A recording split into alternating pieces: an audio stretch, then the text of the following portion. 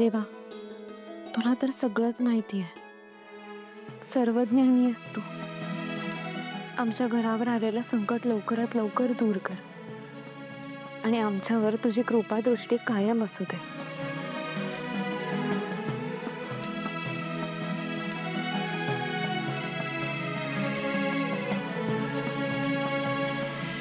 Hello सावली, सावली कुठे आहेस तू? पटकन बाहेर ये. अहो पण मी. सावली पटकन ये बाहेर.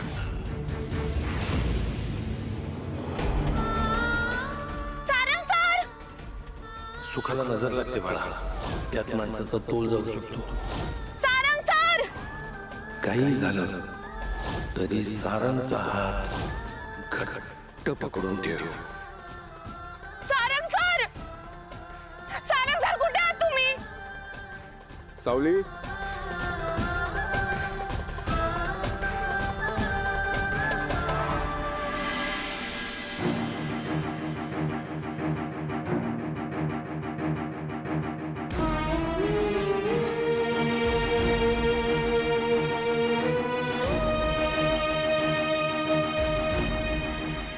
काय झालं? काय झालं? का घाबरलीस एवढी सावली? मी इथेच आहे. मी नाही जाणार तुला सोडून.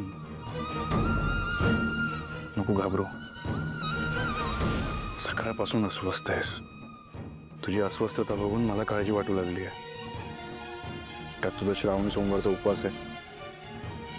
माझा जीव जर उपाशी असेल तर मी आनंदात कसं राहीन? मी काळजी घेऊ शकतो ना. नवऱ्यासाठी उपवास करतेस, महादेवाची उपासना करतेस, तर त्याचं फळ मिळायला नको? म्हणजे सांगतोय.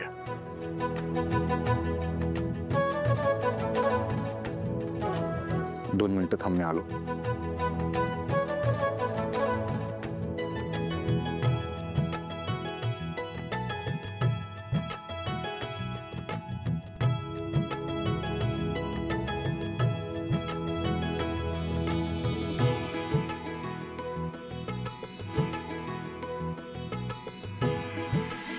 पांडुरंगावर तुझा खूप विश्वास आहे सावली, खूप श्रद्धा आहे. त्यात समर्पणाची भावना आहे. जेव्हा समोरच्यावर आपण एवढा विश्वास ठेवतो ना, तेव्हा समोरच्याला पण भीती वाटते तो विश्वास तुटू नये याची. पांडुरंगाला पण भीती वाटत असेल तुझा विश्वास तोडायची. मी तर एक माणूस आहे. तू विचार कर, जर पांडुरंगाला जर तुझा लळा लागू शकतो तर माझं काय होत असेल? जगन्नाथजी म्हणून गेले होते की सावली सारंगची आयुष्य रेषा आहे. जर माझी आयुष्य रेषा माझ्यापासून दूर गेली तर माझं काय होईल? म्हणजे तू मला सोडून गेलीस किंवा मी तुला सोडून गेलो तर मी नाही जगू शकणार सावली. एवढं करतेस तू माझ्यासाठी. मला तुझी काळजी घेऊ दे. ये.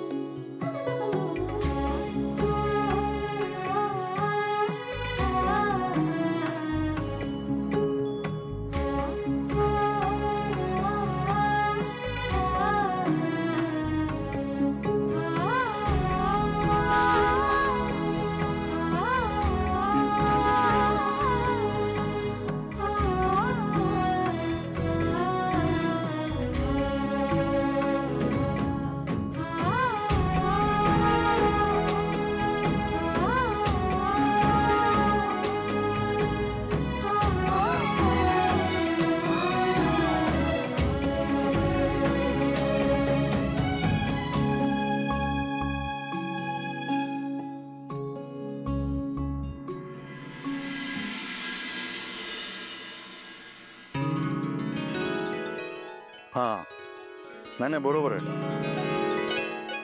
पण खरं सांगू, थँक्यू. निर्णयाने तुम्ही माझी खूप मदत केली. हो ना, तुमच्यामुळेच तर मी हनीमूनला चाललोय. आता कसं, आता सगळं सोपं होईल ना. हा, कुठे?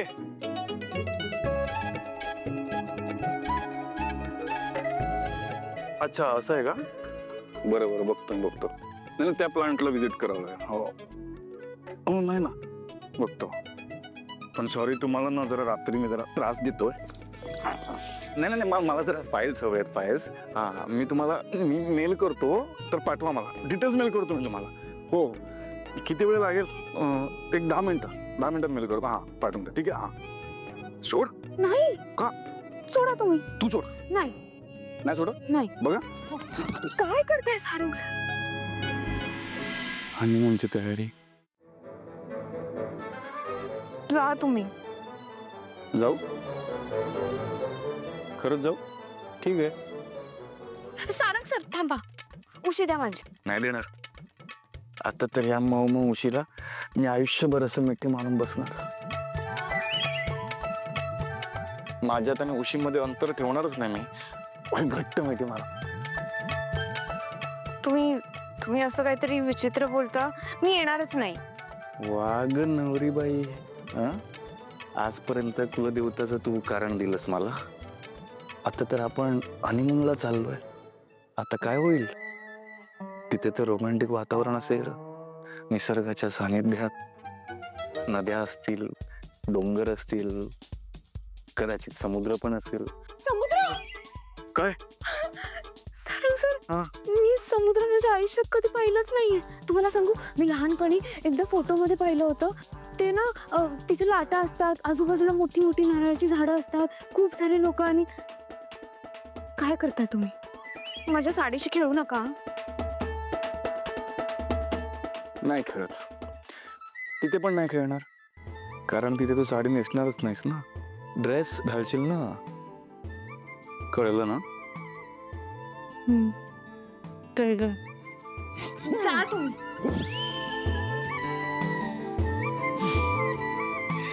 माझी मऊ उशी.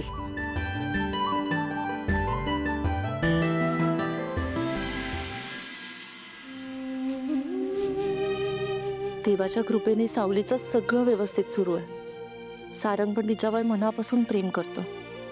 सावली पण सगळ्यांचा विचार करते. या घरात आता तिला मान मिळतोय. फक्त आई सोडल्या तर सगळ्यांनी तिला स्वीकारले आता. पण मला माहिती आहे, हळूहळू आई सुद्धा तिला स्वीकारतील. कारण शेवटी मनाने खूप चांगल्या आहेत त्या. मला खात्री आहे सगळं ठीक होणार आहे आता.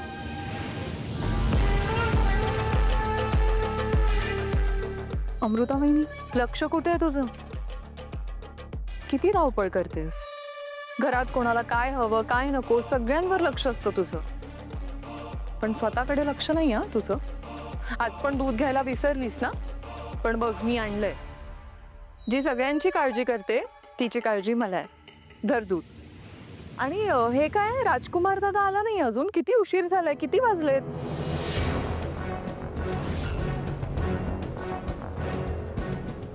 Oh shit. I'm बहिणी, आय एम एक्स्ट्रीमली सॉरी.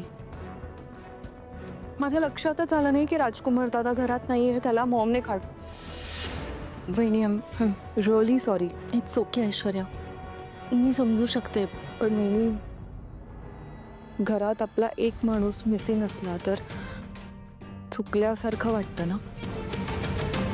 आपण आपल्याच माणसाला एक संधी नाही का देऊ शकत?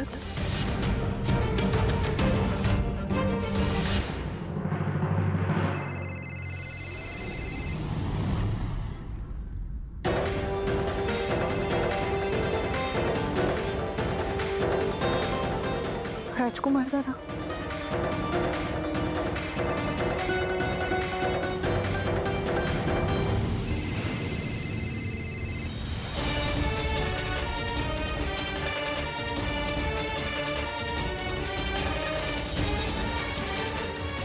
वहिनी, मला माहिती आहे तुला खूप त्रास होतोय.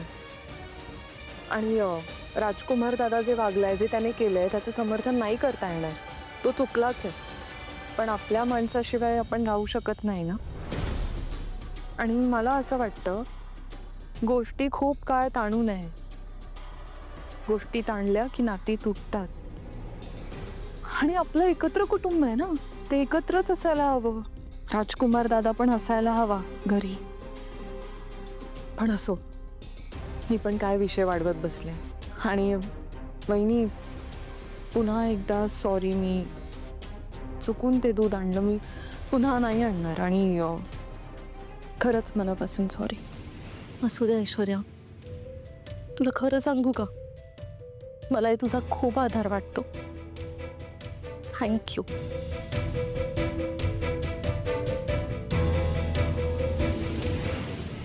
राजकुमार दादाची कमतरता मी अशीच दाखवून देईन तुला. आणि माझ्या हक्काचा प्यादा एक दिवस नक्की घरात आणीन. मी तुला चांगलंच ओळखते बहिणी. आता तू माझी गोष्ट सोडून देशील, पण आतल्या आत तू या गोष्टीचा विचार नक्की करशील. आणि एक ना एक दिवस ऐकशील माझं. राजकुमार दादाला माफ करशील आणि घरात घेशील. I am sure.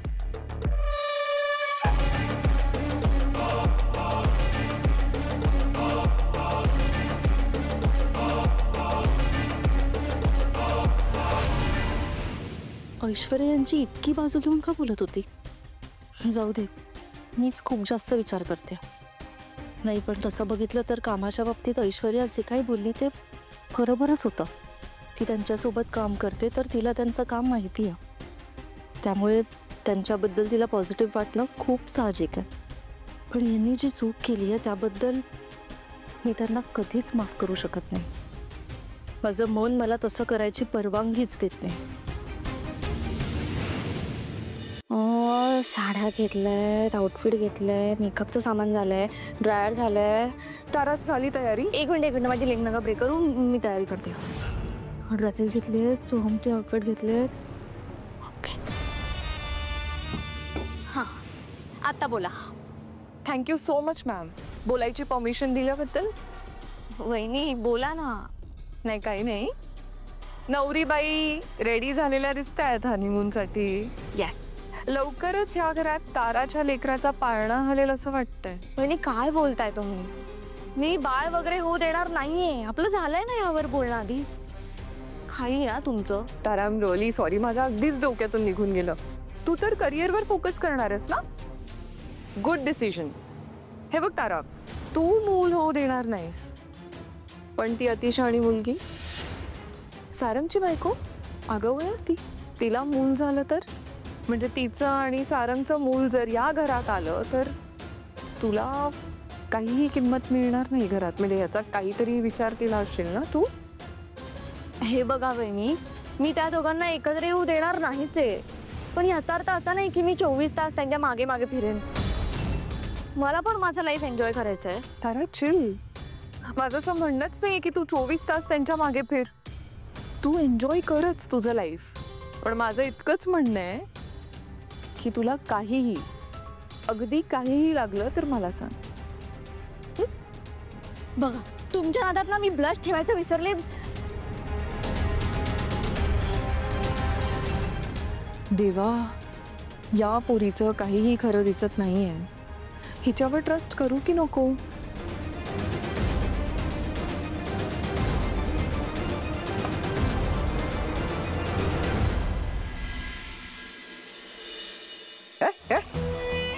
सारंग आणि सावली चालले त्या कॉन्फरन्सला.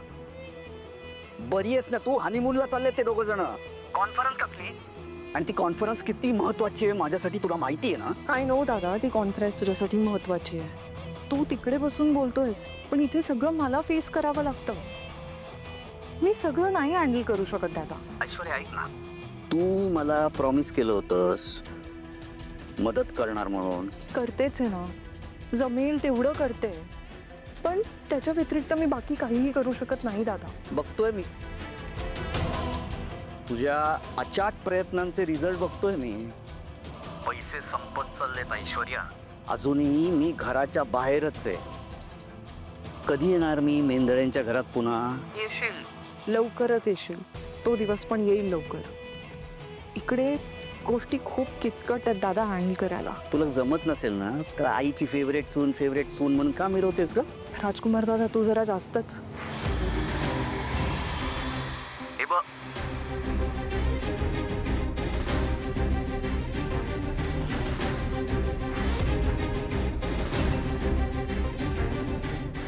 राजकुमार दादाचा फोन होता. नाही नाही, विषय त्याचाच सुरू होता म्हणून. नाही, राजकुमार दादाचाच विषय सुरू होता. ऍक्च्युली त्याचा जो प्लॅन्ट आहे तिकडचं नियोजन बघत होते जरा. आणि शिवाय तू कॉन्फरन्सला जाणार आहेस म्हटल्यावर सगळं बघायला हवं ना. नाही, मी तेच सांगायला आलो होतो की काय झालं, त्या प्लांटवर ना मेंटेनन्सची फार गरज आहे. मी इकडे असताना तुला काळजी करायची गरज आहे का सारंग? नाही, ऑफकोर्स नॉट. ठीक आहे मग, चालेल. Thank you.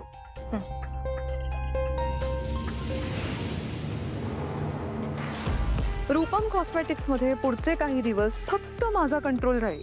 I know it's temporary, पण लवकरात लवकर कंपनीचा संपूर्ण कंट्रोल फक्त आणि फक्त माझ्याकडे असणार, ऐश्वर्या मेहंदळेकडे.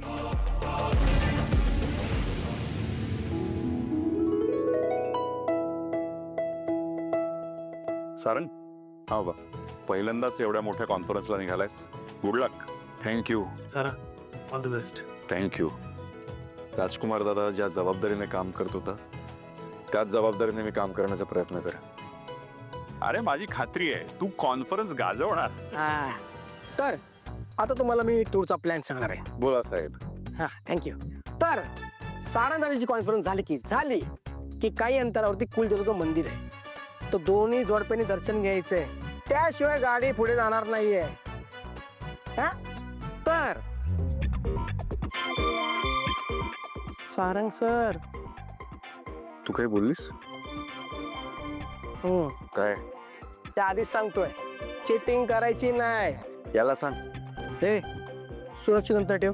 हो हो, बरं चला, निघायच्या आधी देवाचं दर्शन करून घ्या.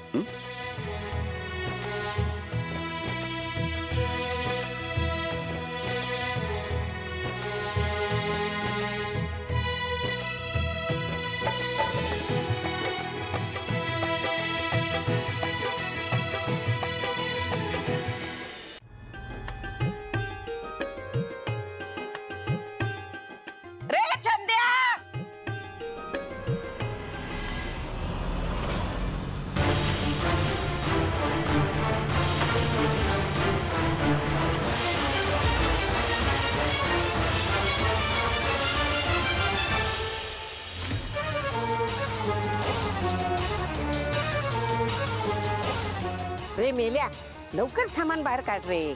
चल ये, लवकर ये.